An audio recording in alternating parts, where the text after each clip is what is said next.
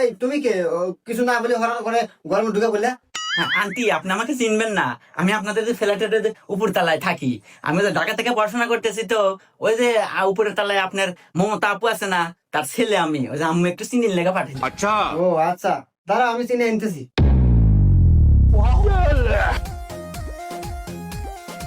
এই নাও চিনি।